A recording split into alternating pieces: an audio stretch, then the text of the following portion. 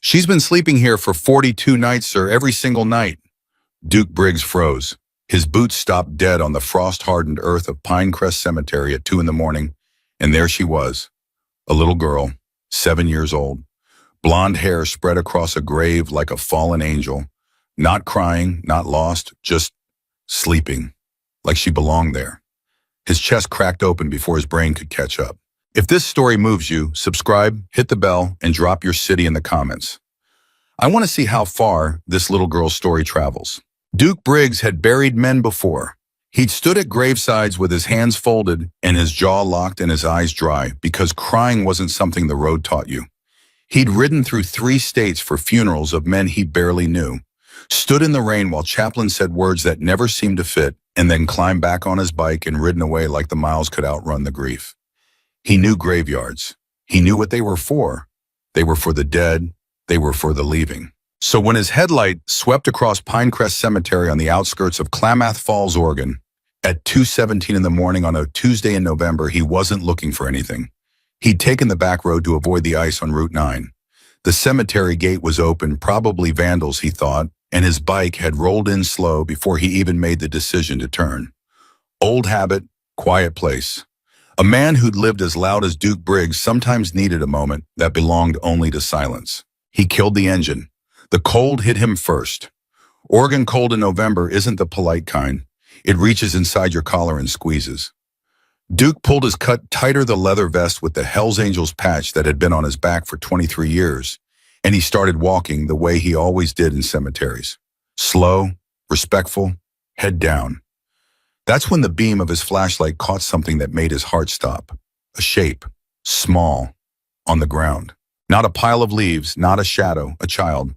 He crossed the distance in 4 strides and dropped to one knee, his flashlight shaking in his hand, and Duke Briggs's hands never shook. She was lying on her side, tucked against a headstone like it was a wall she'd chosen on purpose. A thin blanket, the kind you'd use for a picnic, was pulled up to her chin. Her blonde hair was everywhere. Her cheeks were pink from the cold. Her lips were slightly parted. She was sleeping, peacefully, fully, deeply sleeping, on a grave. Duke sat back on his heels and just stared for a long moment. His brain was running through the checklist, runaway homeless hurt, but none of it fit. This wasn't a child who'd collapsed from exhaustion or stumbled here in the dark. This was a child who had made a bed, who had arranged herself carefully, who had come here with purpose. He looked at the headstone. The flashlight beam moved up the marble face. Cole James Mercer, beloved father, husband, Marine, 1981 to 2023. Semper Fidelis. Duke stared at the dates. He did the math without wanting to. Cole Mercer had been 42 years old when he died. Then he looked back at the girl. "Hey," he said. His voice came out softer than he'd expected. "Hey, sweetheart, wake up." She didn't stir. He reached out carefully and touched her shoulder. "Hey, it's okay. I'm not going to hurt you. Come on, baby girl, open your eyes." The girl shifted, made a small sound. Then her eyes opened blue, the color of a sky that hadn't decided what it was yet, and she looked up at Duke Briggs, 6 feet 2 inches of tattooed biker looming over her in the dark, and she did the one thing he was absolutely not prepared for. She didn't scream. She blinked at him, slow and sleepy, and said, "Are you an angel?" Duke's throat closed.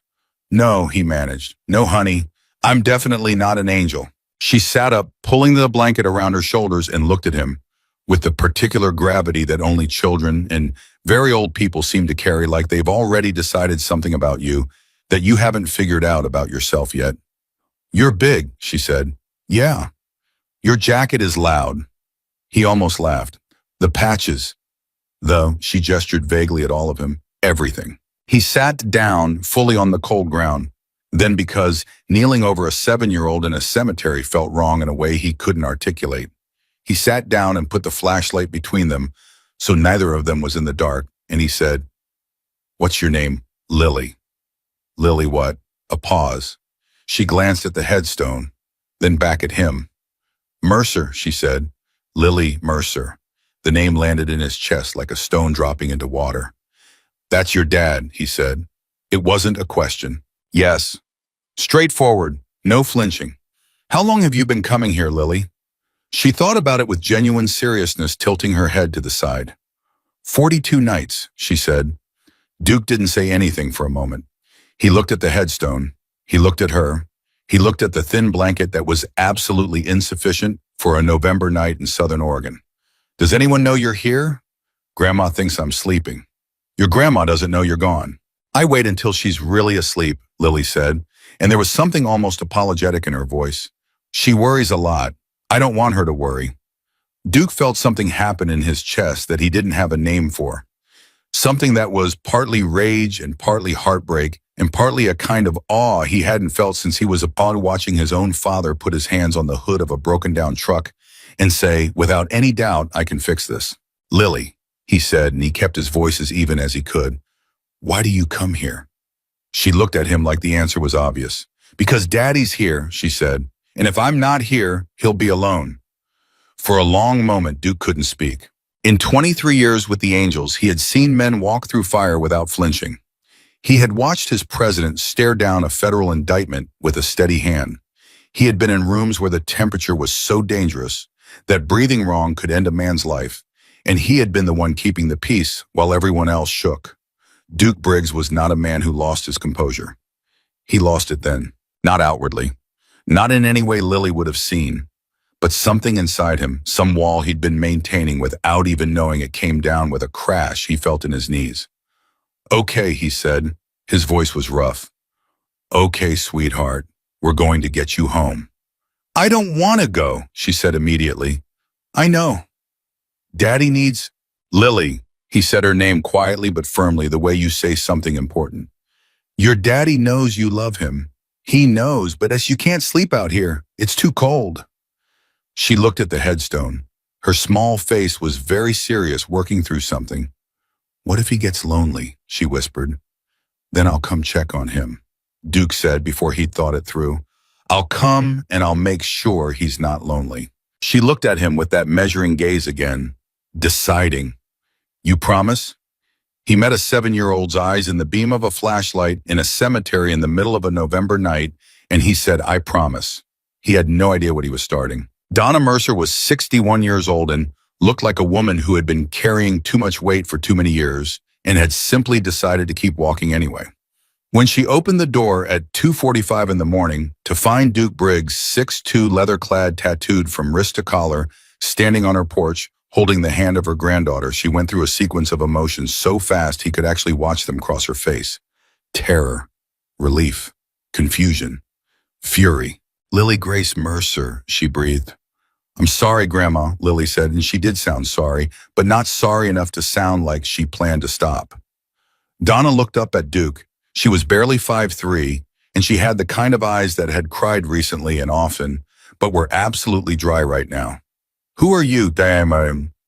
Duke Briggs, ma'am. I found her at the cemetery. The silence that followed was the kind that contains everything people can't figure out how to say. Donna stepped back from the door. Come in, she said. The house was small but kept with care, the kind of care that speaks to a person who still believes order matters even when everything is falling apart. Duke sat at the kitchen table because Donna indicated the chair with a look that didn't allow argument, and Lily immediately went to a cabinet and got herself a glass of water with the ease of a child in her own territory. Donna sat across from Duke. For a moment, neither of them spoke. 42 nights, Duke said finally. Donna closed her eyes. You counted. She counted. A long breath. I found out 3 nights ago, Donna said. I didn't know what to do. I thought if I made too big a deal of it, she'd find a way to be sneakier about it. And she's not... She stopped, pressed her lips together.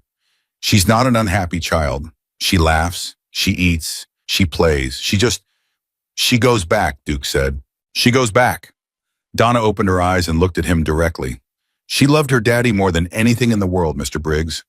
Cole was a good man. He was the best kind of man. He was patient and gentle, and he was a Marine through and through, and he loved that little girl like she was the sun itself.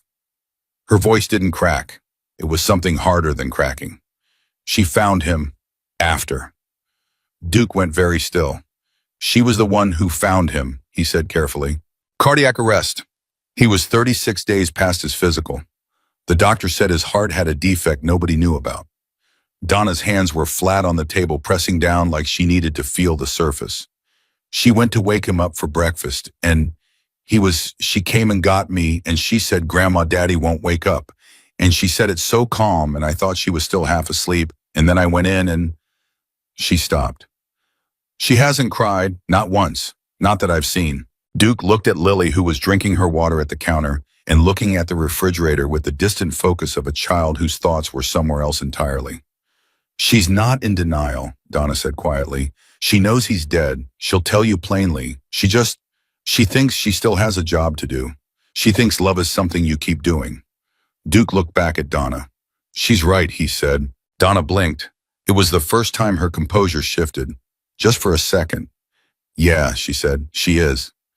He drove home at 4 in the morning and did not sleep. He lay on his back in the dark and stared at the ceiling and thought about Cole Mercer, who was 32, in a photograph on Donna's mantle, smiling in a Marine Corps dress uniform, one hand on a little girl's shoulder, looking at the camera like a man who believed things were going to be all right. A Marine mechanic, not famous, not decorated beyond the basic, just a man who had done his job and loved his child and come home and then stopped living at 42 in his sleep with no warning. And his 7-year-old daughter had been sleeping on his grave for 42 nights because she'd done the math that loving someone doesn't just stop when the person does. Duke sat up at 5:15 and picked up his phone. He scrolled to a contact labeled simply Rex. He stared at it for a long time. Rex Calloway was the president of the Klamath Falls chapter of the Hells Angels Motorcycle Club. He was 54 years old, built like a man who had been tested repeatedly and was tired of being tested and had consequently decided to just become the test. He and Duke had ridden together for 20 years. They did not talk about feelings. They did not call each other at 5 in the morning about little girls in cemeteries. Duke hit call. Rex answered on the second ring because Rex always answered. "What happened?" "Nothing bad," Duke said. I found something tonight that I think you need to know about." A pause. "Found something." "Someone?" "A kid." Another pause, different in texture. "Talk." So Duke talked. He told it straight, the way he told everything, no drama, no embellishment, just the facts in order. The cemetery, the flashlight, the thin blanket, the 42 nights, the headstone, the promise. When he finished, there was silence on the other end of the line that lasted long enough that he wondered if Rex had put the phone down. Then Rex said, "She's been doing this alone. 42 nights. How old is 7? The silence that followed was different, heavier. "Her dad was a Marine," Rex said. "Marine mechanic, Cole Mercer." Rex was quiet for a moment. "I don't know that name." "Not one of ours, just a man." "Just a man," Rex repeated, and his voice had something in it that Duke recognized because he'd felt it himself 2 hours ago in the beam of a flashlight. That thing that happens when something true and unbearable lands directly on you with no warning and no buffer, and you have to decide in real time what kind of person you are going to be about it. "Duke? Yeah. You made her a promise." "I know. You can't keep that promise alone." Duke let out a long breath. "No," he said. "I can't." Rex was quiet for one more beat. "Then I'll make some calls." He went back to the cemetery the next night. He'd told himself he was just checking, just making sure Lily wasn't there, just honoring the promise in the most minimal way possible, which was showing up so he could confirm she hadn't. She was there. Same spot, same thin blanket. But this time she was awake, sitting cross-legged in front of the headstone with a small stuffed rabbit in her lap, talking. Not loudly, just talking the way you talk to someone you trust to be listening. Duke stood back in the dark for a moment, not wanting to interrupt. He heard fragments. "And Grandma made the soup again, the one you always said was too salty, but I think it's good. I think she's just trying. And I got 9 out of 10 on the spellings test. I missed believe. I always miss believe. And I told Tommy Garrett that his bike was lame, and he got mad, but you said if something's true, it's still true, even if people don't like it." Duke walked forward. Lily looked up without alarm. "You came back," she said. "I said I would." She nodded like this confirmed something. Then she moved slightly to the left and patted the ground beside her in the universal gesture of someone making room. Duke Briggs, who had not sat on the ground at a graveside for someone he didn't know since he was 19 years old at his grandfather's funeral, sat down beside a 7-year-old girl and her stuffed rabbit in a cemetery in November. His name was Buttons, Lily said, holding up the rabbit. Daddy won him at the fair. He said he had to throw the ball 6 times before he got it in, and the man at the booth said he was the most determined person he'd ever seen. She smiled. It was a real smile. Daddy was like that. Determined, Duke said. He never stopped when he started something, she said. He said that's what Marines do. You start something, you finish it even when it's hard. Duke looked at the headstone. You're finishing something too, he said. She considered this. I'm making sure he knows, she said. When you love somebody, you have to show them. You can't just think it. Daddy said that all the time. He said love isn't a feeling, it's a thing you do. The cold was deep and the night was dark, and Duke Briggs sat on a dead man's grave next to a 7-year-old girl and felt those words move through him like a current. Love isn't a feeling, it's a thing you do. He thought about Rex's phone call. He thought about the promises made in the dark. He thought about a community that hadn't known Cole Mercer's name 24 hours ago and was now, because of one little girl who refused to let grief be passive, beginning to gather itself around a loss that didn't belong to any of them and somehow belonged to all of them. Lily, he said, yeah, I want to tell you something, and I need you to listen with your whole self, okay? Not just your ears. She set Buttons down carefully in her lap and turned to face him fully. Okay. Your daddy was right, Duke said. Love is a thing you do, and what you're doing coming here, talking to him, making sure he's not alone, that's the biggest love I've ever seen in my whole life, and I've lived a long time. Lily's blue eyes were very steady. But, she said. She heard the but coming the way smart kids always do. But love is also a thing you let other people do, Duke said. Your grandma loves you, and she's scared every night you're gone, and that's love too, her fear. That's love doing what love does when it's worried. Lily looked down at Buttons. I know, she said quietly. Can I tell you something your daddy would say if he could? She looked up. How would you know what he'd say? You didn't know him. The question was fair, direct. 7-year-old logic applied without mercy.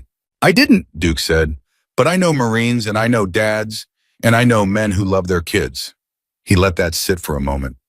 He'd say, baby girl, I know you're here. I know every night. I feel it, and it's the best thing in the world. But I need you to sleep in your bed because I need to know you're warm.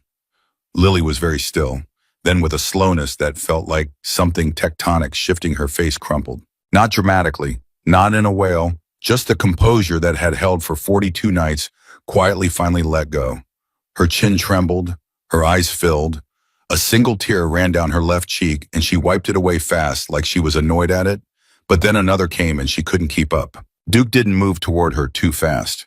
He just opened his arm, the one closest to her, and she leaned in slow at first, then fully pressing her face against his leather cut, and Duke put his arm around her and held on. She cried for exactly 4 minutes. He counted because he needed something to hold on to. When she stopped, she pulled back and looked up at him with wet eyes and said with complete composure, I'm still coming tomorrow. Duke let out a breath that was almost a laugh. Yeah, he said. I know, but maybe I come with you and we don't stay all night. She thought about it. 1 hour, she said. Deal. She stuck out her hand. He shook it. Her fingers were cold. 3 days after that, 4 bikes pulled up to Pinecrest Cemetery at 8 in the evening. Duke had told Rex it wasn't a big thing. He'd said it casual, the way you mention a thing you don't want made into a thing. I've been going to the cemetery, he'd said, with the kid, Cole Mercer's kid, just so you know, keep the promise. Rex had said, we'll come. You don't have to, we'll come, Rex said, not a question. So there were 4 of them, Duke and Rex and 2 others, Polly and Vin, both of whom had heard some version of the story and said nothing except they were in. They parked at the gate and walked in together, the kind of quiet that big men sometimes find together when the moment is right. And Lily was there sitting with Buttons, mid-sentence in a conversation with her father, and she stopped and looked at the 4 bikers standing at the edge of the path. Who are they? She said. Friends, Duke said. Let them bed. Is that okay? She looked at each of them in turn with that measuring gaze of hers. Rex, who had intimidated federal agents, stood absolutely still under the assessment of a 7-year-old and waited. "Did Duke tell you about my dad?" she said. "A little," Rex said. "We'd like to hear more, if you want to tell us." Lily looked at the headstone, then back at them. "He was the best mechanic in the county," she said. "He could fix anything. He said if you understand how something is supposed to work, you can always figure out what's wrong." Rex sat down on the ground, not gracefully, but he sat down. "That sounds like a smart man." "He was the smartest," Lily said. And then because she had made a decision, she scooted slightly and made room for 4 large men who had no business sitting in a cemetery in the dark. And they all sat down, and Lily Mercer told them about her father. She talked for an hour and 20 minutes. None of them moved. And when it was time to go, Rex walked back to the gate with Duke and said nothing for a long moment. Then he said, "This man deserves to be remembered." "Yeah. And that little girl deserves to know she's not doing this alone." "Yeah." Rex stopped walking. He turned to Duke. His face in the dark was difficult to read. Rex's face was always difficult to read, but his voice was not. "I'm going to make some calls," he said. "Not chapter stuff, not official, just I'm going to tell some people." Duke looked at him. "How many people?" Rex looked back toward the glow of the cemetery. "As many as need to hear it," he said. And that was the moment, not the night Duke found her, not the promise he made, not even the night she finally cried. That was the moment the story of Lily Mercer and her father stopped being a private grief and became something else entirely. Something none of them could have predicted. Something that was already moving out in the dark faster than any of them knew. Rex Calloway did not make small phone calls. That was the thing about Rex. When he picked up the phone, it wasn't to chat. It was to move something. And once Rex Calloway decided something needed to move, it moved. Duke found this out the following Monday morning when he pulled into the chapter garage and counted 14 bikes he didn't recognize parked outside before he even killed his engine. He walked in, and Rex was at the center of it, coffee in hand, talking to 3 men Duke knew by face from the Eugene chapter and 2 others he'd seen once at a regional run in Medford. Nobody was shouting, nobody was performing. They were just talking the way men talk when something has already been decided and they're working out the details. Rex looked up. "Good, you're here." "What did you do?" Duke said. "I told some people." "How many people?" Rex took a sip of coffee. "Enough." Duke looked around the room. 14 bikers from 3 different chapters, all of them standing in the Klamath Falls garage on a Monday morning for no official reason, no run, no business. Just because Rex had made some calls and said there was something they needed to hear about. "They all know about Lily," Duke said. "They all know about Cole Mercer," Rex said. "The kid is part of the story, but the man is the story." That distinction landed in Duke's chest in a way he didn't expect. He'd been thinking about this as Lily's grief, Lily's vigil, Lily's 42 nights. Rex had reframed it in one sentence. The child was not the tragedy, the man who left her was, and the man who left her deserved to be known. One of the Eugene writers, a big man named Hatch with a gray beard and a voice like gravel, said, "So none of you actually knew Cole Mercer?" "Never met him," Rex said. "But we're here because he deserved to have people here," Rex said simply, and nobody came. The room went quiet in the particular way rooms do when something true has been said without decoration. Hatch nodded slowly. "All right," he said. "What do we do?" That was the question. Duke had been asking it silently for days, and the honest answer was he didn't know. He knew how to keep a promise to a 7-year-old. He knew how to sit in a cemetery and listen to a child talk about her father. What he didn't know was how to translate that into something larger without it becoming a performance, without it becoming about the club instead of about Cole. Rex apparently had been thinking about this more carefully. "We start with what we know," Rex said. "We know a Marine died. We know he left a daughter and a grandmother. We know the grandmother is struggling and the daughter is grieving in the most determined way any of us has ever seen." He set down his coffee. "So we find out who Cole Mercer was. We find out who he helped, who he knew, who he fixed things for, because from what I understand, the man could fix anything." He looked at Duke. "And we start showing up, not as a club, as people." Hatch said, "That's it, just show up. Sometimes showing up is the whole thing, Rex said. Nobody argued with that. Duke drove to Donna's house that afternoon. He'd called ahead, which felt strange. He was not a call-ahead kind of man, but Donna had already told him once firmly that she didn't want Lily startled, and he respected that. When he knocked, Donna answered in her house clothes with flour on her hands, and the look of a woman who had been in the middle of something and decided company was more important than finishing it. "Come in," she said. "I'm making bread. Don't ask me why I'm making bread. I don't know why I'm making bread." "Stress," Duke said. She pointed at him. "Don't psychoanalyze me in my own kitchen." He sat at the table.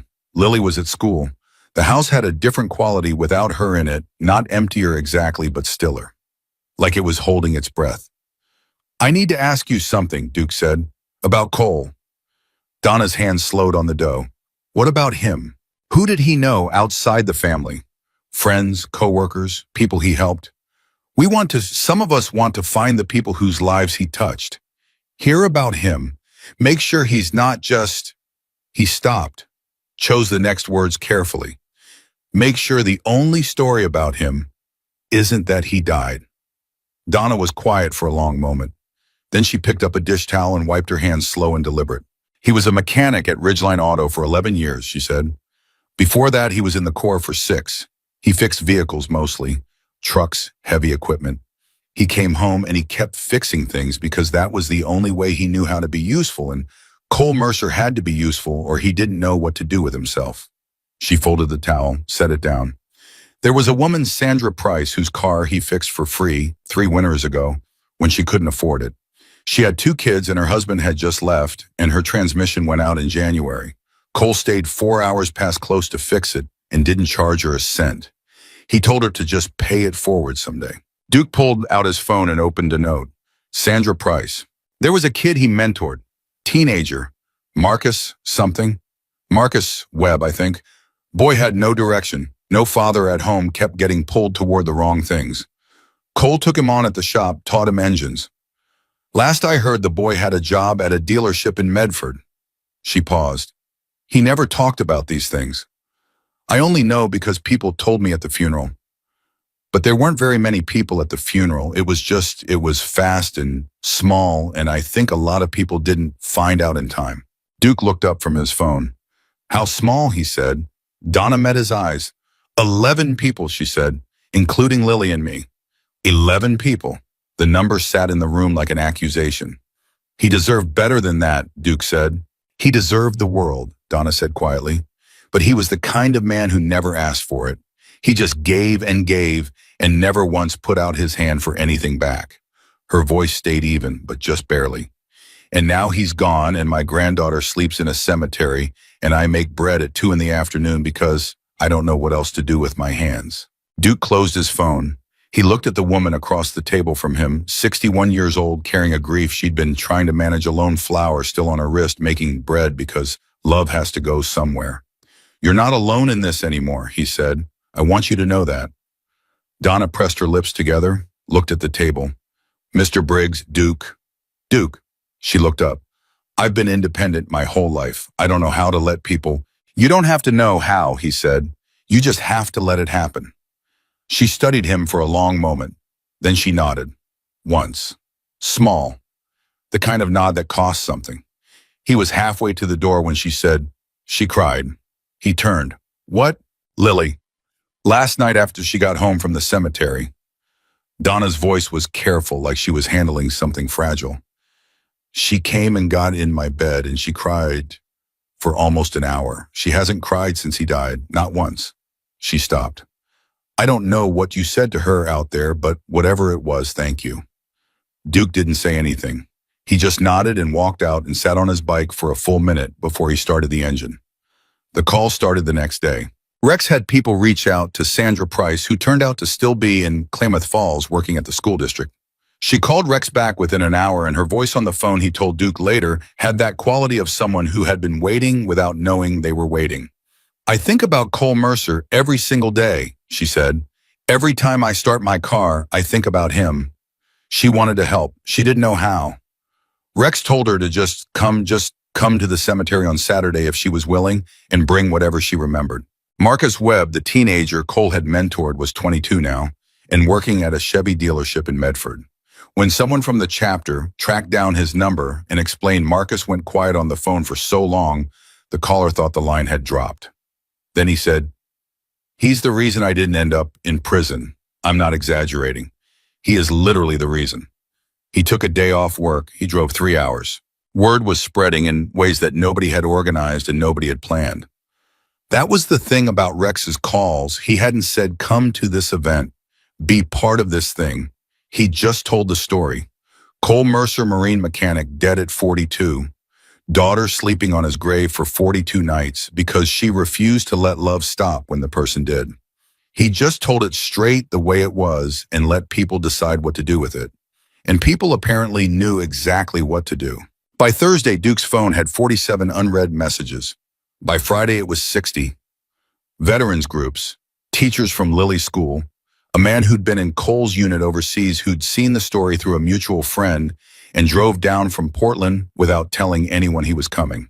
A woman who ran a grief support group for children who said what Lily was doing. The vigil, the talking, the presence was one of the most psychologically coherent responses to loss she'd ever encountered in a child, and she wanted to help. Duke showed Rex the messages on Friday afternoon.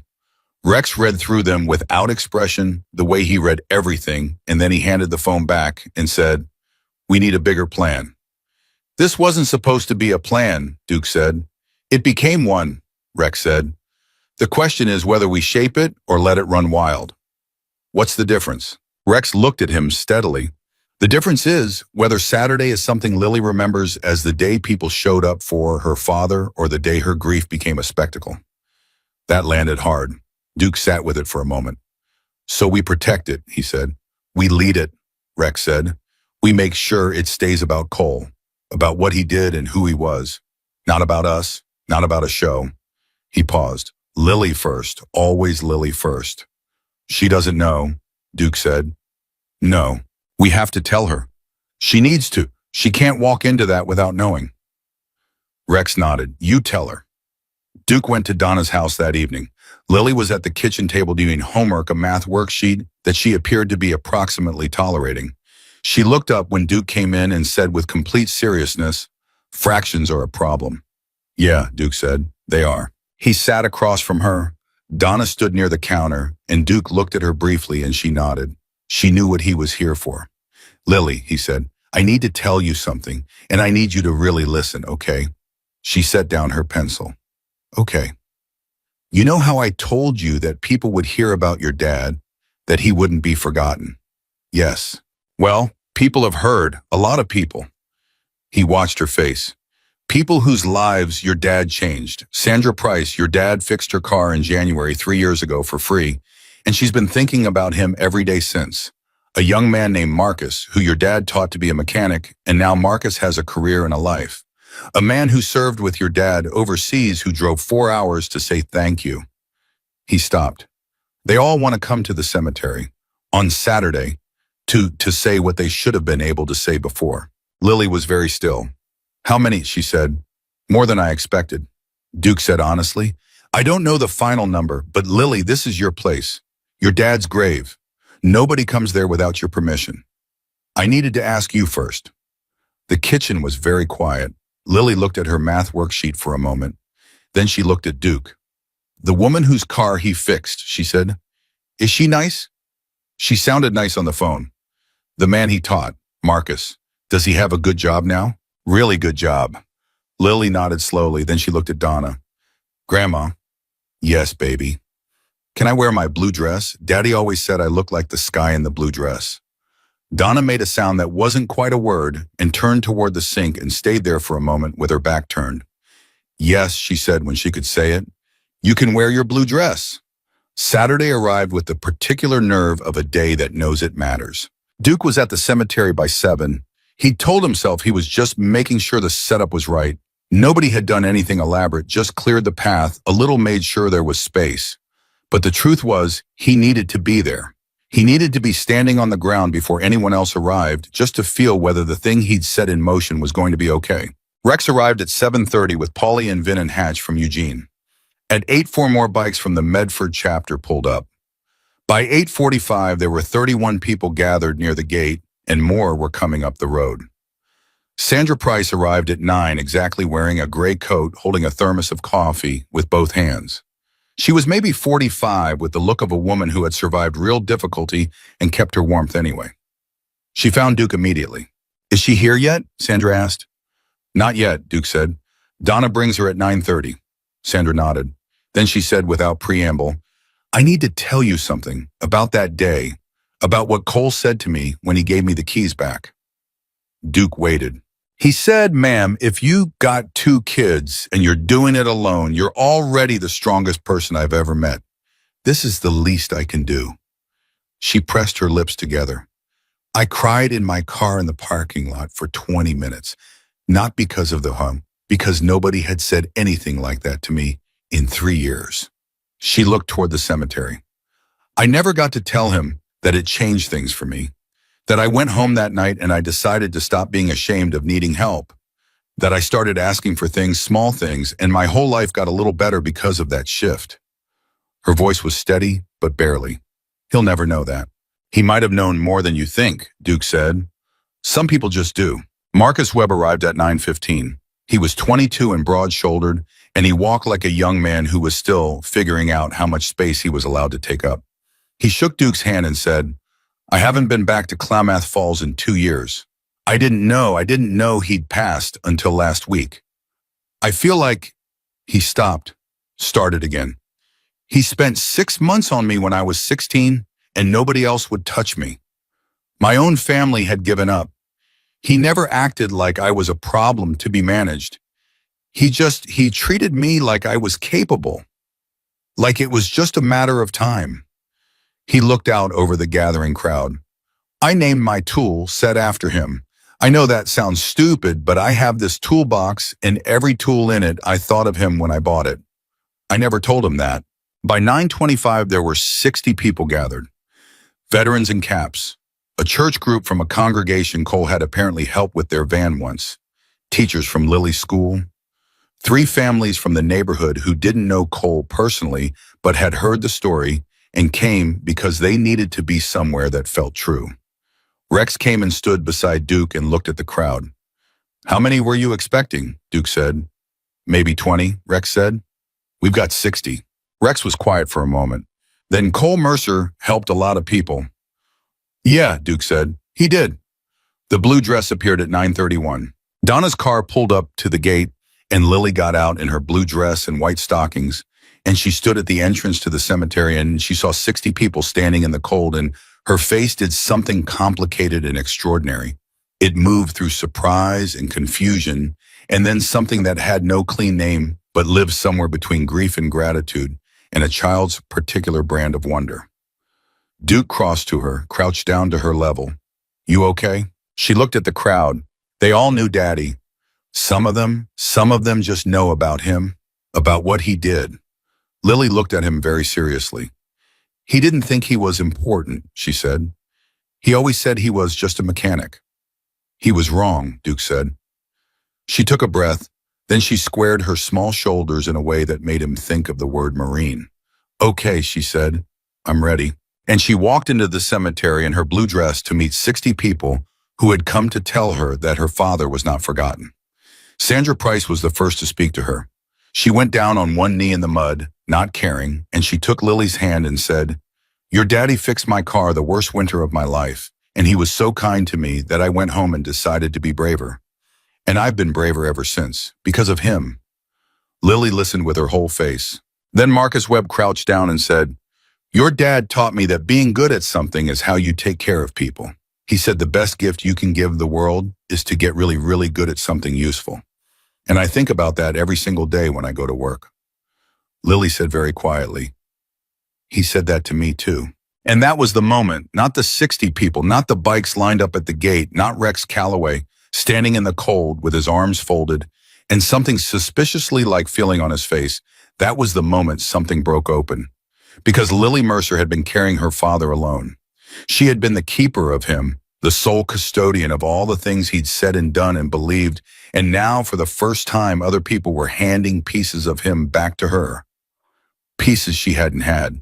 parts of Cole Mercer that existed in other people's lives, in other people's memories, in other people's braver decisions and better days. She wasn't the only one who remembered him. She hadn't been keeping him alive by herself. He was already alive, scattered through the lives of people who had simply not yet found each other. Duke stood back and watched it happen. He watched Lily go from person to person, not overwhelmed, not retreating, moving toward each one with that gravity of hers, receiving what they gave her with both hands. He watched Donna stand at the edge of it all, with her hand over her mouth and tears running freely down her face for the first time since Cole died. He watched Rex, who did not cry, stare at a dead man's grave with an expression of profound respect. And he thought about the promise he'd made in the dark to a 7-year-old with cold fingers and a stuffed rabbit. I'll make sure he's not lonely. He looked at 60 people standing in a cemetery on a Saturday morning in November. He thought, I don't think Cole Mercer is lonely anymore. But he also knew with the particular instinct of a man who had seen enough of the world to recognize when calm is the eye of something and not the end, that this was not the resolution. Something was building. He could feel it the way you feel a change in weather before you can name it. The gathering today was a beginning, not a conclusion. The story of Cole Mercer was not finished being told, and somewhere in a way that none of them could see yet, it was about to get much harder. She showed up on a Tuesday. Nobody called ahead. Nobody sent a warning. Beth Harmon simply appeared at Donna's front door at 10:15 in the morning with a government ID clipped to her jacket and a manila folder under her arm, and the particular expression of someone who had already made up their mind but was still going through the procedural motions of keeping it open. Donna answered the door in her housecoat and knew immediately what was happening. You don't raise a child through a broken system without learning to recognize the face of the system when it comes knocking. Mrs. Mercer, Beth said, I'm Beth Harmon from Child Protective Services. I was hoping we could talk. Donna did not open the door wider, not yet. About what? About Lily. The name in a stranger's mouth in that context with that folder, Donna felt something cold move through her that had nothing to do with the November air. She's at school, Donna said. I know. I'd like to speak with you first. A long pause. Donna's hand was on the doorframe and she made the calculation that every person makes when authority arrives uninvited, the calculation between rights and appearances, between standing firm and seeming like someone with something to hide. She stepped back. Come in, she said in a tone that was technically an invitation. Beth sat at the kitchen table. Donna did not make coffee. We received a report, Beth said, opening the folder, concerning Lily's nighttime activities. Someone called on her, Donna said flatly. A concerned community member. A neighbor, Donna said, who saw a biker bring her home at 3 in the morning and decided to make it into something it wasn't. She sat down, folded her hands.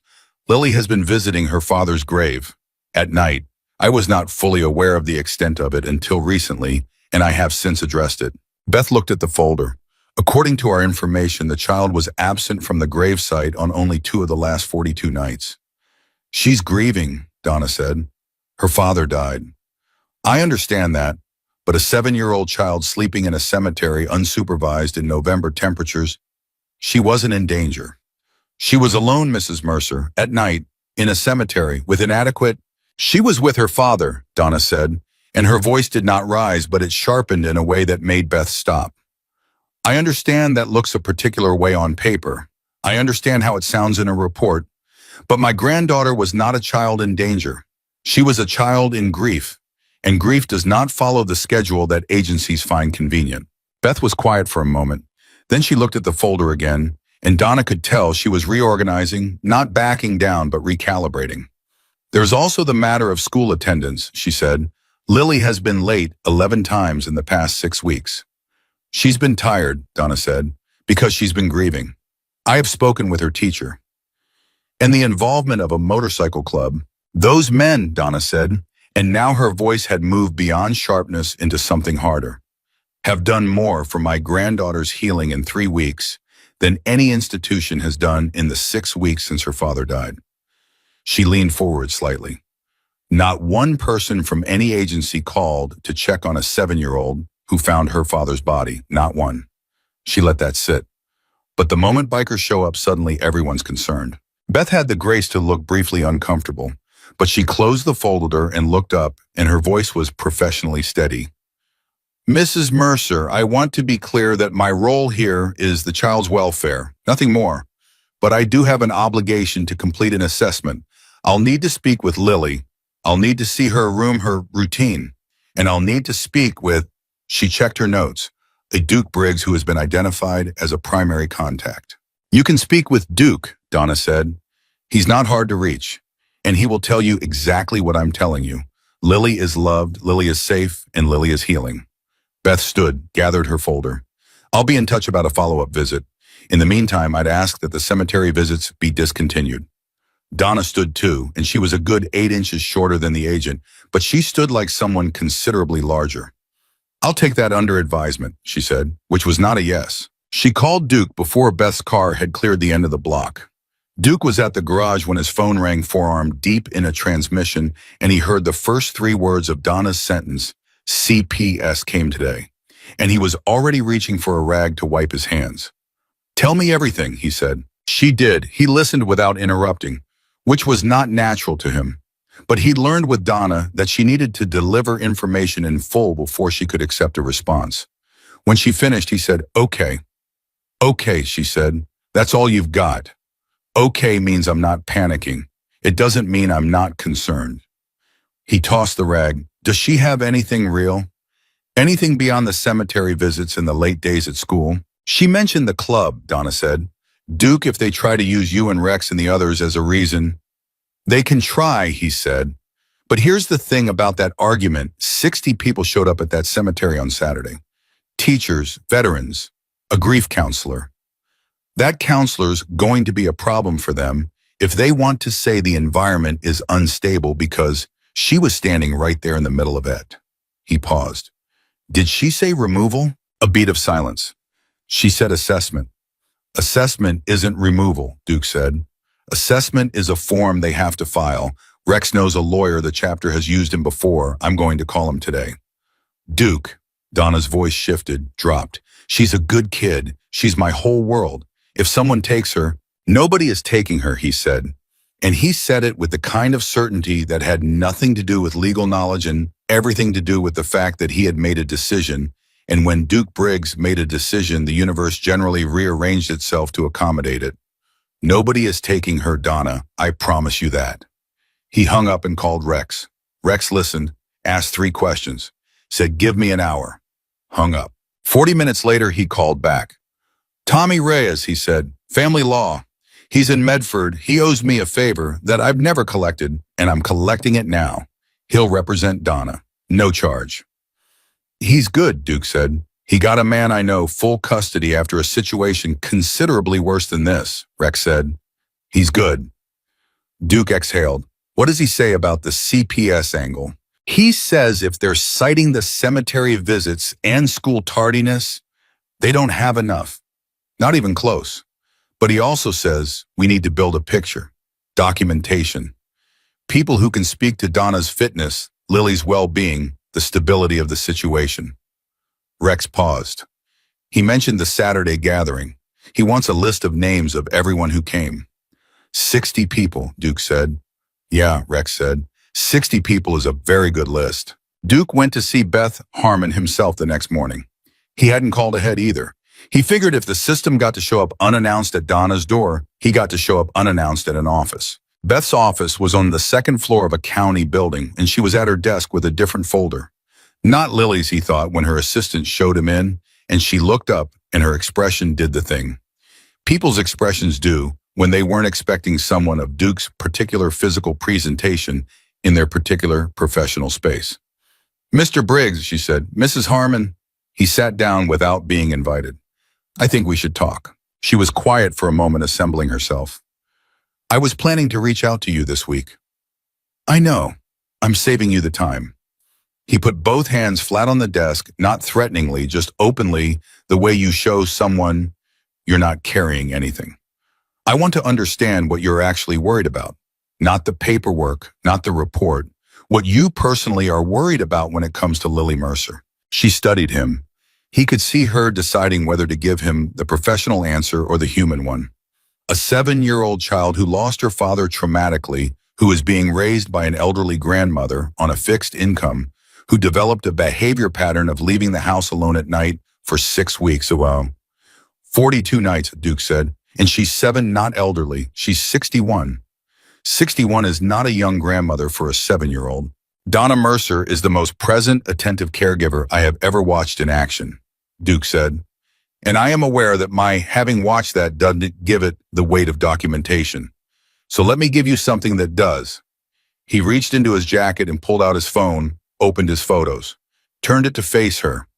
Saturday, 63 people at Cole Mercer's grave. Look at the faces. He swiped slowly. That woman in the gray coat is Sandra Price.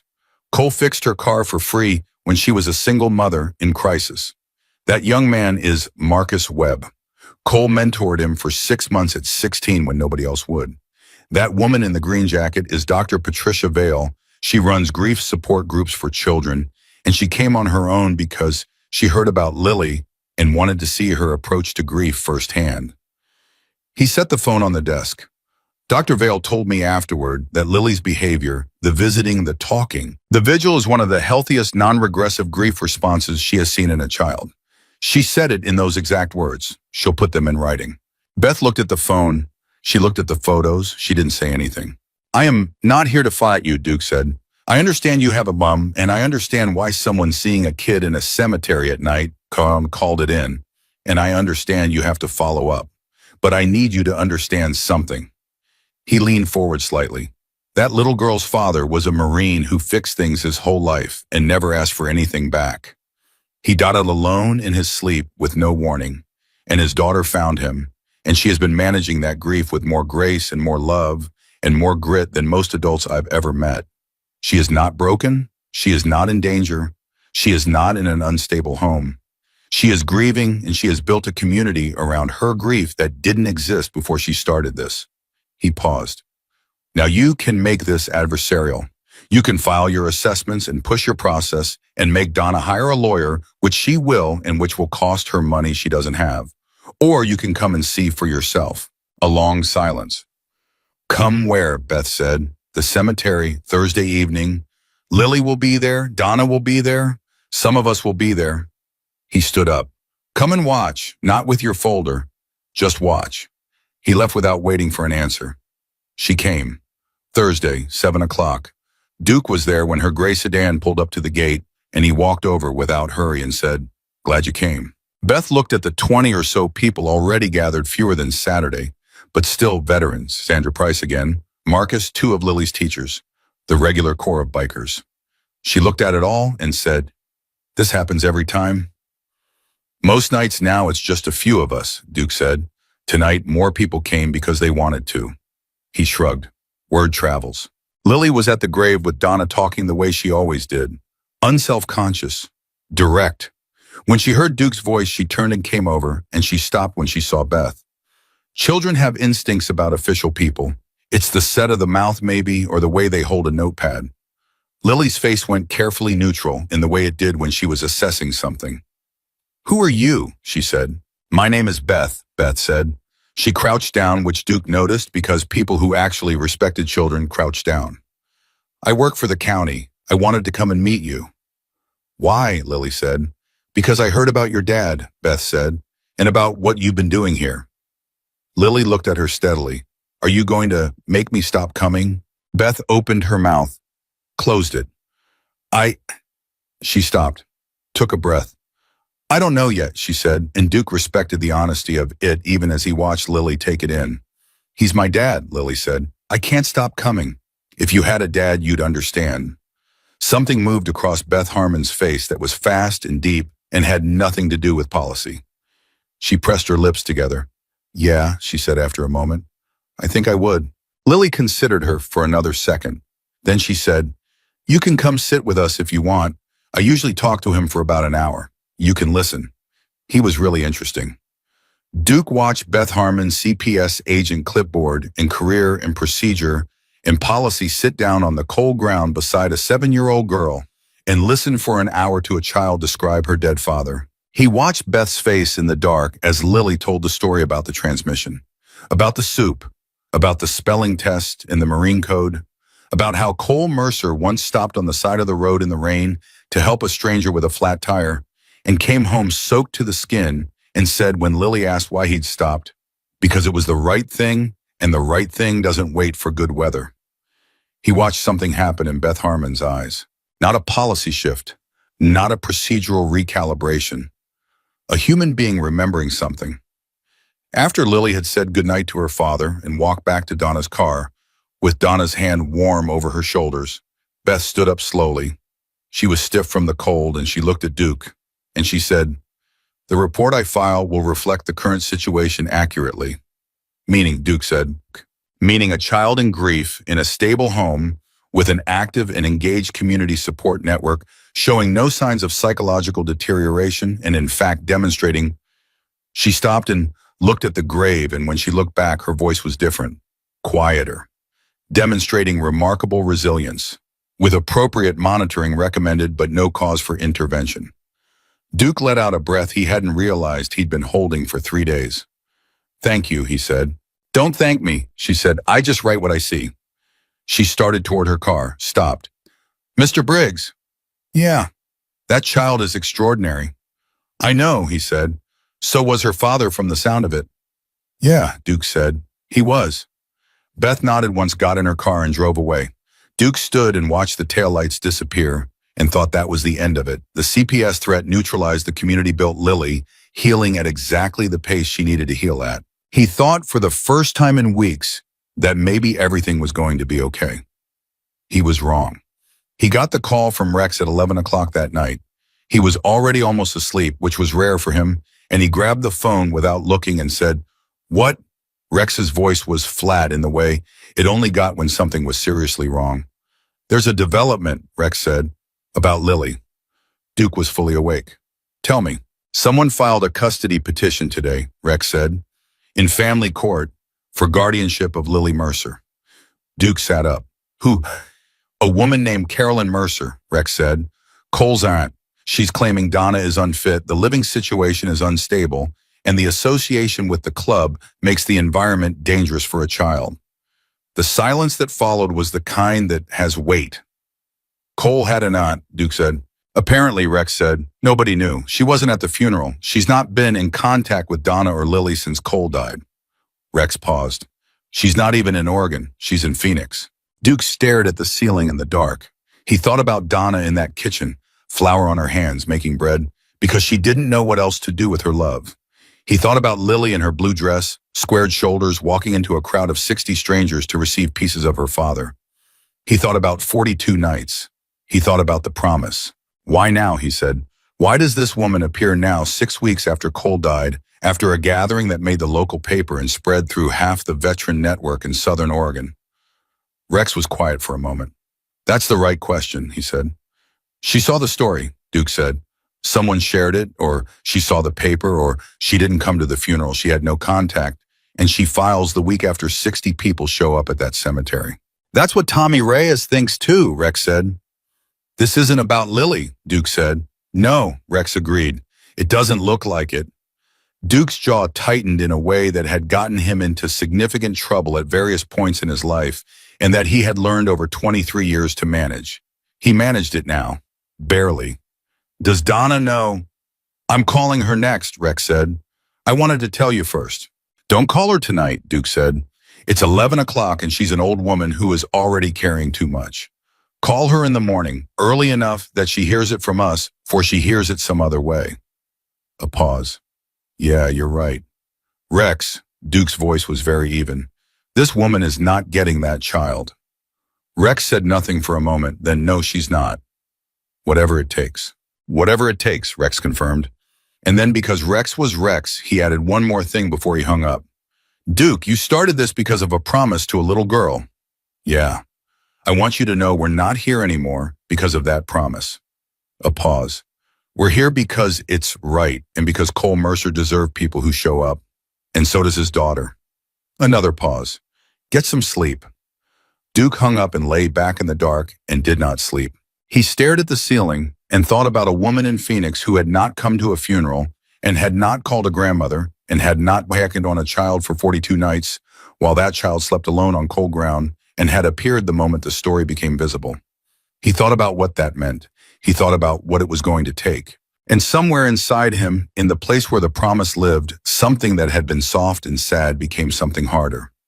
Something that had learned over 42 nights and 60 people, and one small girl in a blue dress exactly what it was made of. Donna took the news the way she took everything standing up. Rex called at 7:15 in the morning, early enough that the coffee was still brewing, and Donna listened without interrupting, which told Duke when Rex reported back that she had already been half expecting something like this. Not Carolyn specifically, but something. Because Donna Mercer had lived 61 years, and she understood at a cellular level that when things start going right after a long time of going wrong, the universe tends to balance its books. How long has she had? Donna said when Rex finished. Tommy says the petition was filed yesterday. We have 30 days before the first hearing. 30 days, Donna repeated. That's enough time, Rex said. Tommy's already working. A pause. Rex? Her voice dropped. Does Lily know? No, Duke didn't want her told until we had a plan. Good, Donna said. She can't know, not yet. She's finally sleeping in her bed again. She's finally eating full meals. If she finds out someone's trying to take her, she stopped. I won't have her scared, not again. Agreed, Rex said. You let us handle the outside of this. You focus on Lily. When Donna hung up, she sat at her kitchen table for exactly 4 minutes. Rex timed it, she told him later, because she needed to give herself 4 minutes to fall apart before she put herself back together. She set her hands flat on the table the same way she'd done in front of Beth Harmon. She breathed. She cried a little fast in private the way women who have been strong for a long time allow themselves to cry, quickly, practically, like it's a maintenance procedure rather than a surrender. Then she stood up, wiped her face, and went to wake Lily for school. Duke met with Tommy Reyes in person that afternoon. Tommy was 48, compact with the kind of stillness that very good lawyers develop, the stillness of someone who has learned that the person who talks less in a room usually wins it. He had a yellow legal pad covered in handwriting, and he got straight to business. Tell me about Carolyn Mercer, he said. Everything you know. Everything I know is almost nothing, Duke said. She's Cole's aunt, his father's sister. She lives in Phoenix. She wasn't at the funeral. No contact with Donna or Lily since Cole died. Prior to that, Donna says they weren't close. Cole didn't talk about her. There may have been a falling out. Donna doesn't know the specifics. Tommy wrote something. The petition cites 3 things, he said. 1, Donna's age, and income as factors in her fitness to raise a child long term. 2, Lily's documented nighttime cemetery visits as evidence of inadequate supervision. 3, the association with a motorcycle club as a destabilizing influence. He set down his pen.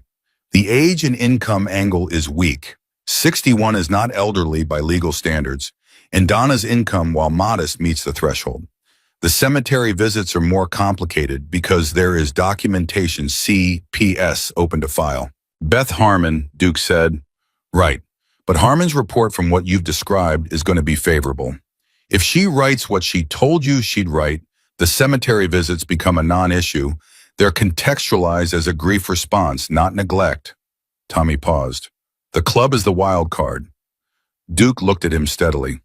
What does that mean for us? It means Carolyn's lawyer, and she has one, a family attorney out of Phoenix named Greta Hollins, who is good, I've faced her once before, is going to argue that Lily's primary emotional support structure outside the home consists of members of a motorcycle club with a history of federal scrutiny. She's going to paint a picture. The picture isn't accurate, Duke said. The picture never has to be accurate, Tommy said. It has to be believable to a judge who has 30 seconds to form an impression. He picked up his pen again. So here's what we do. We build the counter picture. We document everything, the Saturday gathering, the names, the professions, the statements. We get Dr. Vale's written assessment of Lily's psychological well-being. We get Beth Harmon's report filed and in front of the judge before Carolyn's lawyer can frame the narrative.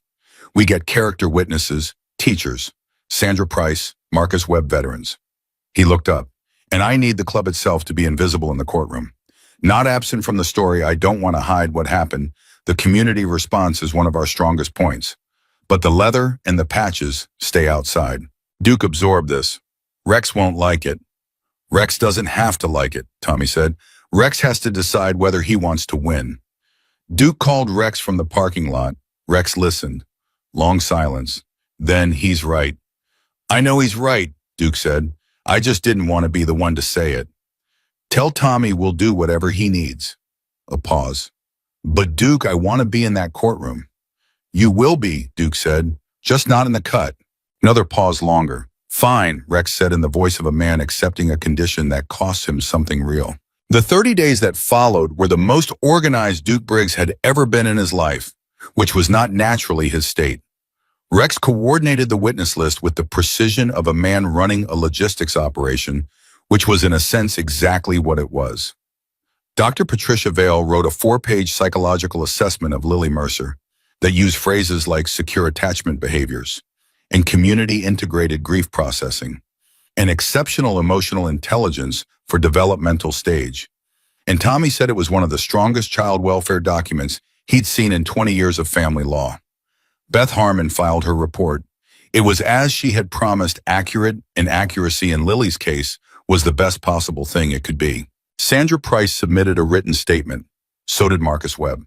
So did a man named Gary Tillman, a veteran from Cole's unit who had driven from Portland and who wrote in a statement that Tommy said was the most quietly devastating document in the file about the day Cole Mercer had pulled him out of a vehicle that was about to roll and taken shrapnel in his right forearm, doing it, and how Cole had never once mentioned it afterward, not even when Gary tried to thank him, just said, "You'd have done the same," and gone back to work. Gary had never told that story publicly.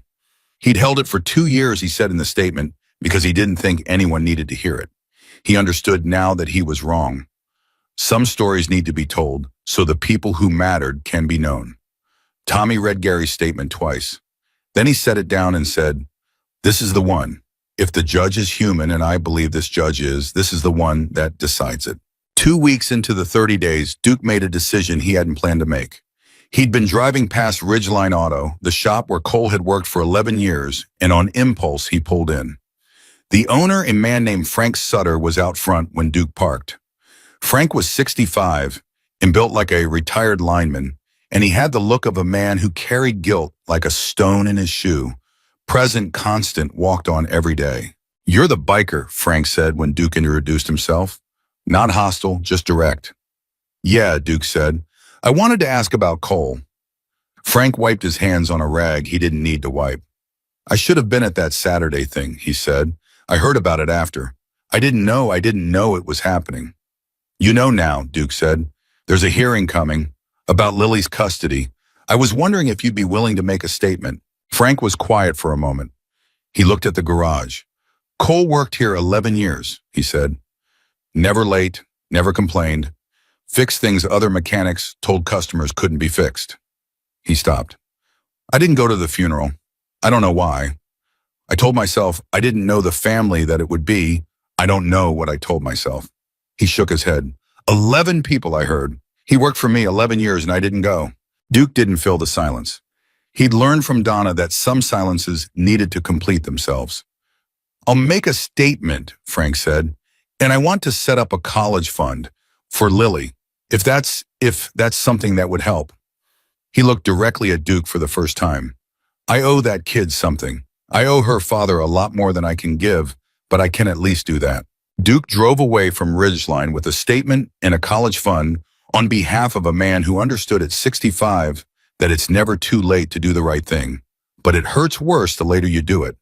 Then with 12 days left before the hearing, Rex called, and his voice had something in it that Duke hadn't heard in 23 years of knowing him. Something that sounded, if you pushed him on it, like awe. "I need you to come to the garage," Rex said. "Now." "What happened?" "Just come." The garage had 40 bikes in it when Duke arrived, which was 40 more than it should have had on a Wednesday morning. He recognized the Medford chapter, the Eugene chapter, 4 men from the Salem chapter he had seen at regional gatherings. He recognized 2 men from Northern California Redding, he thought, who had driven 6 hours. There were men in cuts he'd never seen in person, just knew by reputation. And at the center of it, Rex, who said without preamble, "We've been contacted by 11 other chapters." Duke stared at him. "About Lily. About Cole Mercer's daughter in the custody case. The story went wider than we knew. Someone posted the Saturday gathering online, the photos, the story, and it's been moving through veteran networks, through Marine communities, through..." Rex paused. Duke, there's a Gold Star Mothers chapter in Eugene that wants to testify. There's a Marine Mechanics Association. I didn't know that was a thing, but apparently it's a thing, and they've collected 47 signatures for a petition supporting Donna. And there are riders. He gestured at the garage. These men want to come to the hearing. They want to stand outside that courthouse. Duke looked at the room, at 40 men who had driven through the night or taken the day off work or rearranged their entire week for a man they'd never met and a child they knew only through a story that someone had told someone who had told someone else. He thought about what Rex had said weeks ago. We're here because it's right. How many total? Duke said. If we activate the full network, Rex said. I've counted commitments from over 300 riders, and that's before the veterans groups and the community people. He looked at Duke steadily. This became bigger than us. It was always bigger than us, Duke said. We just didn't know it yet. 300 riders. Duke sat with that number on the drive home and thought about Cole Mercer, who had lived quietly and worked honestly and helped people without keeping score and died in his sleep at 42 with 11 people at his funeral. And he thought about what was coming, 300 riders and 47 signatures, and Dr. Vale's 4 pages, and Gary Tillman's statement, and Frank Sutter's college fund, and Sandra Price, and Marcus Webb, and Beth Harmon's report, and 60 people who had sat on cold ground to hear a child describe her father. He thought, Cole Mercer, this is what you were worth. This is the actual size of your life. The hearing was on a Thursday, the night before Duke went to the cemetery. He went alone. He didn't tell anyone he was going. He just drove there at 9 o'clock and walked in and sat down in front of Cole Mercer's headstone and put his hands on his knees and said out loud, because it felt like the right thing, I need you to know something. He said it to the stone, to the dark, to whatever it is that persists after a person is gone, memory love, the traces that lives leave in other lives. You had a good life, Duke said. I know that might be hard to believe since it was short, but the measure of a life isn't the length. You taught me that. Your daughter taught me that. He paused. She's going to be okay. I'm going to make sure she's okay. And everybody who's showing up tomorrow, 300 people who never met you, they're showing up because of what you did. Because you fixed Sandra Price's car in January, and you spent 6 months on a 16-year-old who needed someone, and you pulled Gary Tillman out of a vehicle and then never mentioned it. He stopped. You didn't know any of that was going to matter. You just did it because it was right, and the right thing doesn't wait for good weather. He let out a long breath. Your daughter told me that. She told me you said it. The cemetery was very quiet. I'm going to keep showing up for her, Duke said. As long as she needs it. That's my promise. Not the one I made that first night. This one's different. This one's not because I felt something in a dark moment. This one's because I know who she is and who you were, and I have chosen this. He put his hand briefly on the base of the headstone. Rest, man. We've got her. He drove home and slept 7 hours, which was the most he'd slept in a month. The morning of the hearing, Duke was up at 5. Rex called at 5:30. Everything's in place, Rex said. Tommy's at the courthouse. The witnesses are staged. The riders are holding at the park 2 blocks away until we know the judge's sensitivity to crowd presence. And Carolyn, Duke said, she arrived last night. Donna's neighbor saw her checking into the Comfort Inn on Route 9. Rex paused. Duke, Tommy needs you calm today. Whatever happens in that room. I'm calm, Duke said. You're calm until someone says something about Lily or Donna or the club, and then you're a different thing entirely. Duke exhaled. I'll be calm. Promise me. I promise. He arrived at the courthouse at 8:15. The building was a county courthouse in a small Oregon city, the kind of building that still had oak paneling and took itself seriously. Tommy was in the hallway outside the courtroom with a briefcase and the focused expression of a man who had been through this precise kind of morning many times and knew exactly what mattered. Donna was beside him in her good blue coat, sitting straight, hands folded. She looked up when Duke came in, and her face did the thing it had done the first morning in her kitchen relief, mixed with something that was almost anger at needing to feel relieved. Lily was not there. She was at school. She did not know where her grandmother was. She thought Donna had a doctor's appointment. That Duke thought was the hardest part, keeping it from her, carrying something this heavy while acting every day like everything was normal. He sat beside Donna. "How are you?" he said. "Terrified," she said. "And furious." "Good," he said. "Both of those will help." She almost laughed. Almost. Then the courtroom doors opened, and Carolyn Mercer walked in, and Duke got his first look at the woman who had filed to take Lily away. She was in her late 60s, well-dressed in the way of someone who wanted to project stability, conservative suit hair, set reading glasses on a chain. She had the look of someone who believed in the power of appearance, which was smart in a courtroom, and also Duke thought told you something about what she was. She didn't look at Donna. That was the first tell. She looked at Duke, and then at the other people in the gallery. Sandra Price, Marcus Webb, Frank Sutter, Gary Tillman, two of Lily's teachers, Beth Harmon, and something moved behind her eyes. Calculation, maybe. Recalibration. She had expected a small room and a weak defense, and what she was seeing was neither. Her lawyer, Greta Hollins, was everything Tommy had said: sharp, prepared, efficient. She made her opening statement in exactly the way Duke had expected Donna's age. Donna's fixed income, the cemetery visits, cited from the CPS file, a photograph of the Saturday gathering with a circle drawn around two men in Hell's Angels cuts. Tommy let her finish. Then he stood up and said simply, "Your Honor, I'd like to begin with a document." He submitted Gary Tillman's statement first. The judge, a woman in her 50s named Judge Patricia Norwood, who had the patient seen everything energy of someone who had been on this bench for a long time, read it in full. She read it without expression.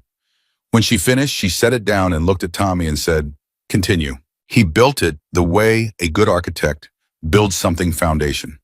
First, then structure, then the thing that makes you understand why the building matters. Dr. Vale's assessment. Beth Harmon's report, which Beth delivered in person with the same professional steadiness she'd brought to Donna's kitchen, and which contained the line that Tommy had underlined twice. In 22 years of child welfare assessment, the community support structure observed around this child is among the most robust and organically developed I have encountered. Sandra Price, who spoke without notes and without drama about a January morning, in a transmission, and a man who said the right thing at exactly the right moment. Marcus Webb, who said, "Cole Mercer is the reason I have a life." That's not a figure of speech. That's a fact. Frank Sutter, who said, "I failed him in life. I'm trying not to fail his daughter," and whose voice cracked exactly once on the word daughter and then steadied. And then Tommy called Donna herself. She walked to the stand with her back straight and her hands folded, and she sat down and she looked at Judge Norwood, and she said before a single question was asked, "I want to say one thing.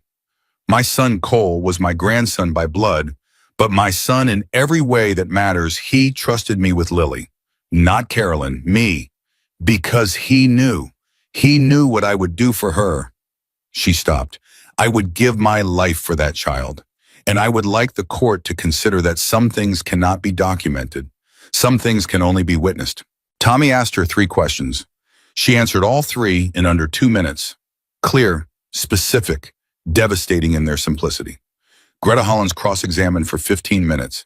She got nothing she was looking for. When Donna stepped down, Tommy rested his case.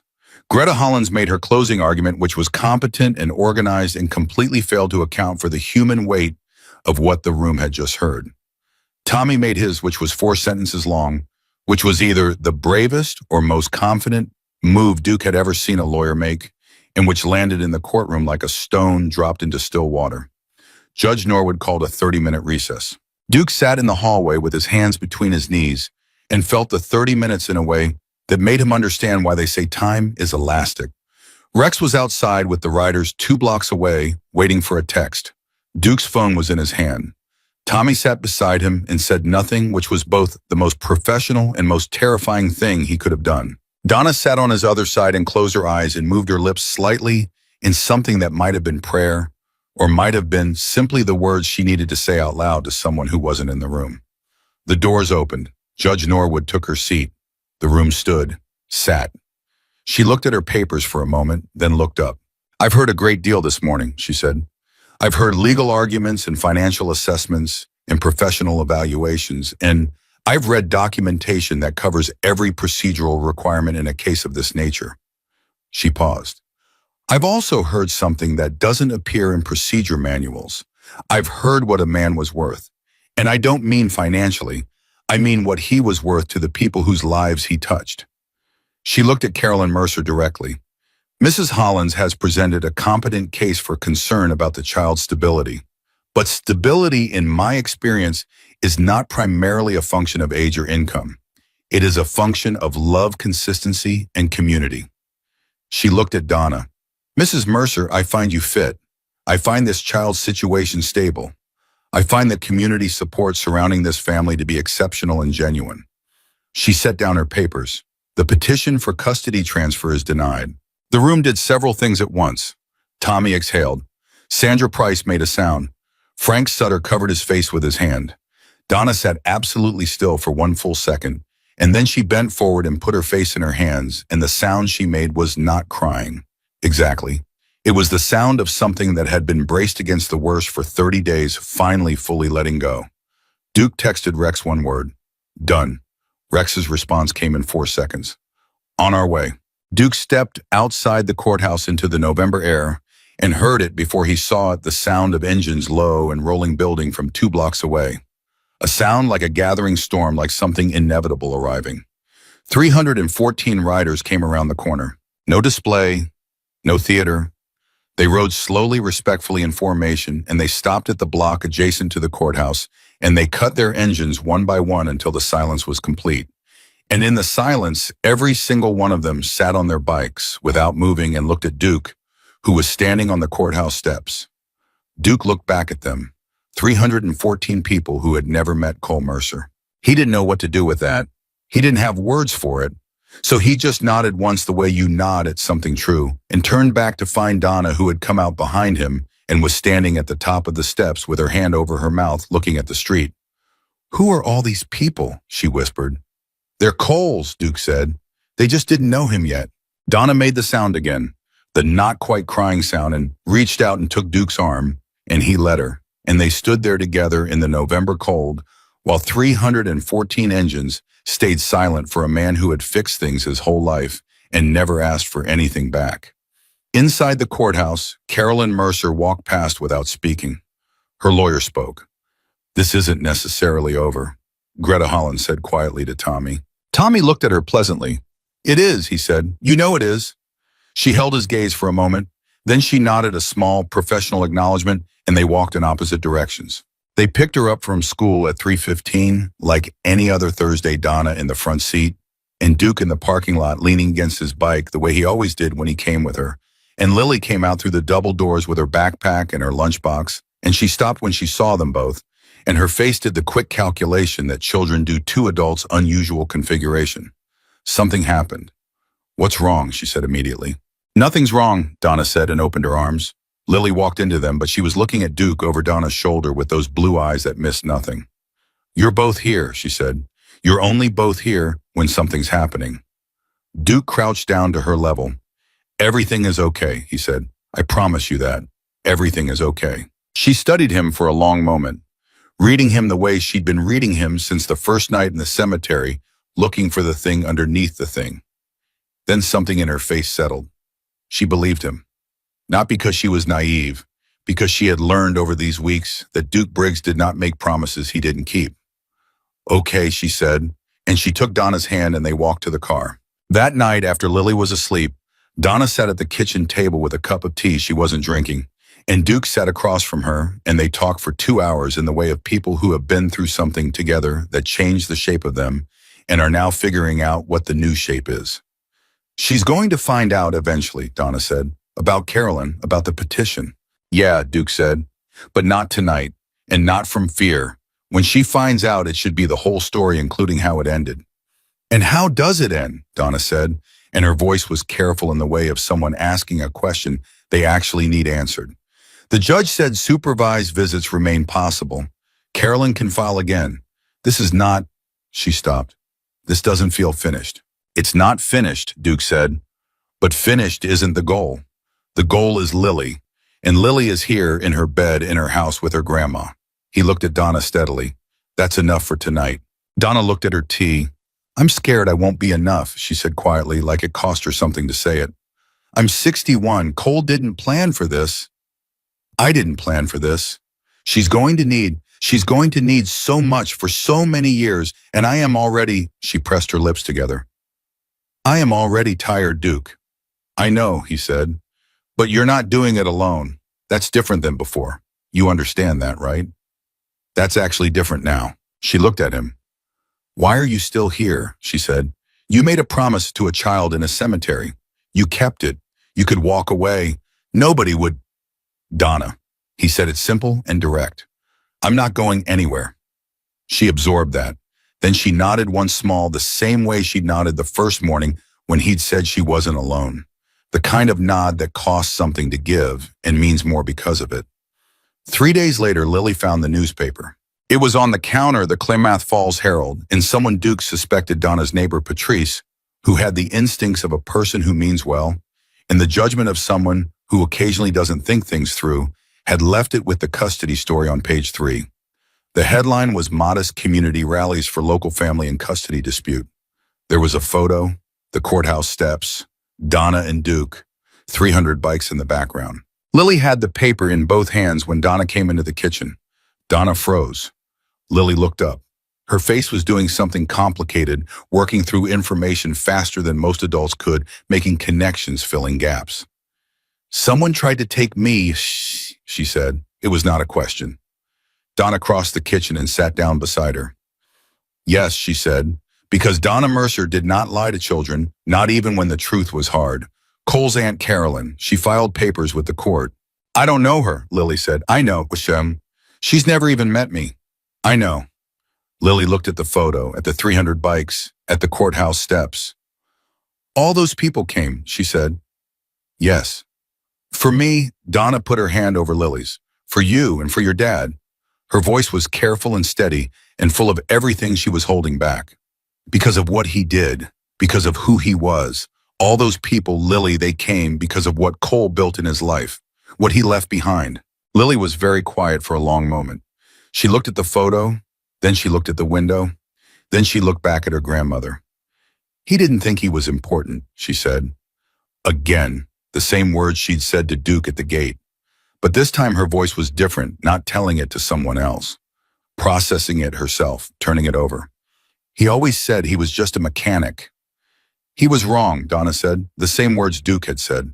Lily's chin trembled. Once. She pressed her lips together hard the way she did when she was deciding whether to let something out or hold it. Then she said, Can we go to the cemetery tonight?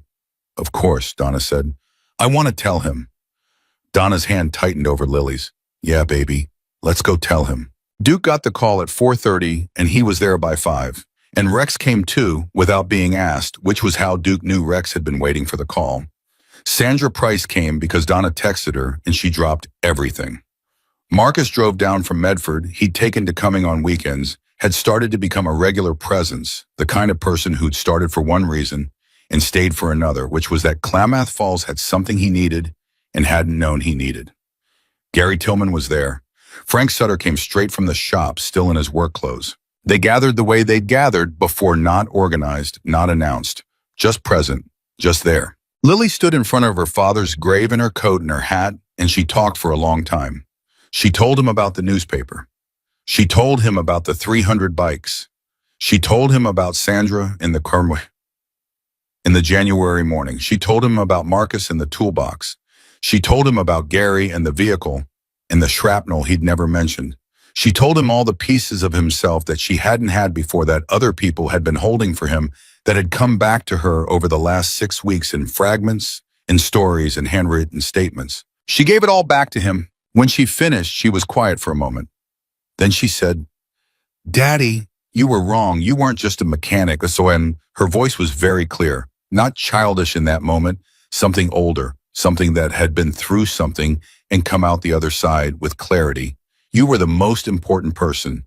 You were important to everyone you helped, and you were important to me, and you are still important because the things you did are still happening. Marcus goes to work, and he thinks about you.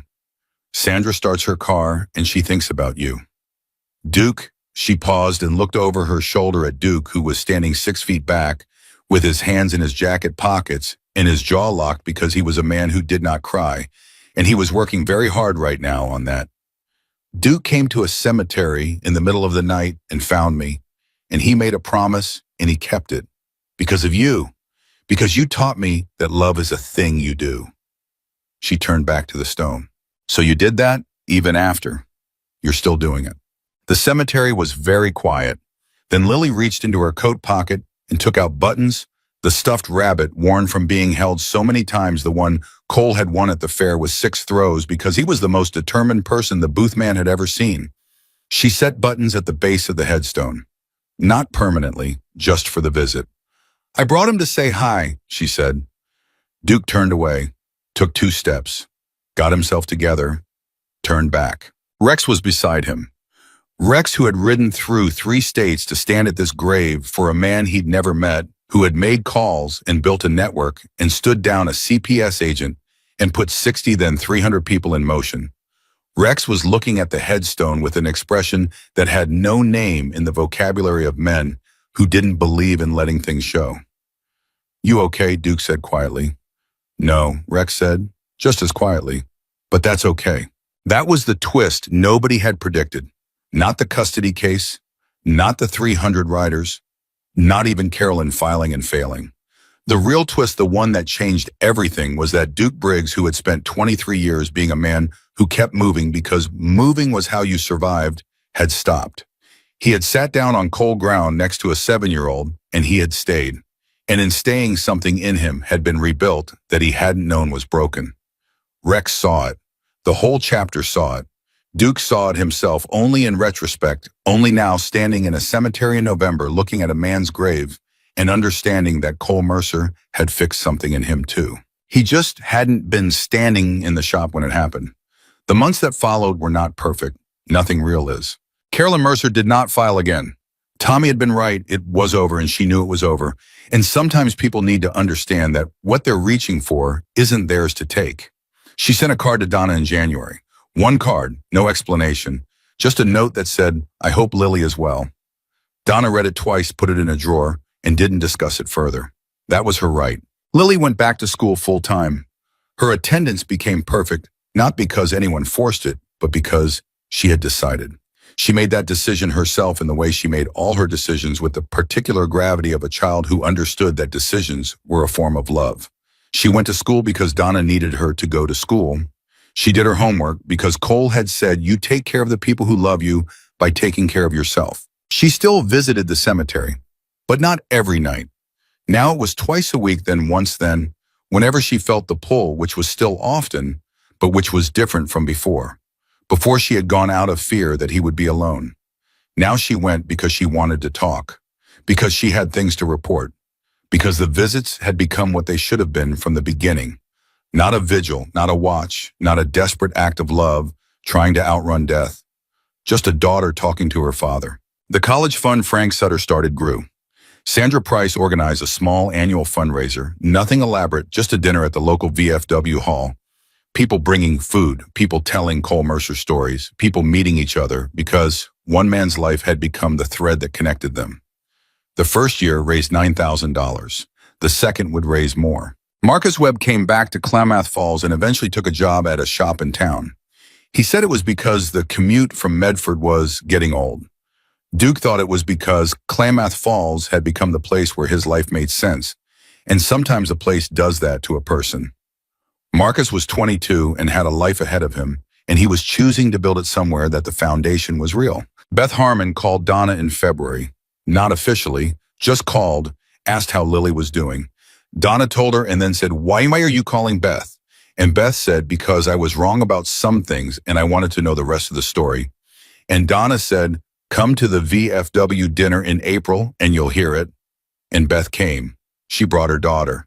Her daughter was 9 years old and sat next to Lily at the long table, and they talked the entire evening about what it was like to lose a parent, because Beth's daughter had lost her father 2 years ago, and nobody had ever organized 60 people around her grief or sat on the ground in a cemetery and listened. Beth watched her daughter talk to Lily and felt something she told her own mother about later, a complicated gratitude for a 7-year-old who had refused to grieve quietly, who had made her grief visible, who had turned her loss into something other people could find themselves in. Lily, it turned out, was very good at that. Duke went to the cemetery on the anniversary, alone again the way he'd come the night before the hearing. He sat down in front of the stone and said, 1 year. He sat for a while, not talking, just being present the way Lily had taught him presence could be not passive, not empty, but active. A choice, a continuous renewable act of showing up. Then he said, "She's okay, Cole. She's really okay." He paused, not because nothing hurt her, because she went through it, because she didn't let the grief make her small. He paused again. "You raised her right. You only had 7 years to do it, but you got it right." He stood up, put his hand briefly on the stone. "We've got her," he said. "I told you that before. I mean it the same way now." He walked back to his bike, and he rode home through the November dark, and the road was familiar, and the cold was clean, and somewhere behind him in a small cemetery on the edge of Klamath Falls, a headstone stood in the quiet with a stuffed rabbit at its base and 60 people's stories carved into the air around it, invisible, permanent, more real than marble. Cole James Mercer, Marine, mechanic, father, a man who fixed things, a man who even after he was gone kept fixing things. That is what a good life does. It does not end when the living does. It moves forward through the people it touched and through the decisions it shaped through the morning. Mornings when someone starts a car and thinks of you, through the evenings when a young man picks up a tool and hears your voice through the nights, when a little girl in a blue dress tells a cemetery full of strangers that you were the most important person she ever knew. It moves forward, it keeps moving. And somewhere in the dark of a November cemetery, a 7-year-old girl who slept on her father's grave for 42 nights taught an entire community that love is not a feeling you have. It is a thing you do every day, deliberately in the cold, without waiting for good weather. Lily Mercer knew that before any of them. She learned it from her father. And her father learned it from a life spent showing up quietly without applause, with grease on his hands and steadiness in his heart for anyone who needed it. That was Cole Mercer. That was enough. That was everything.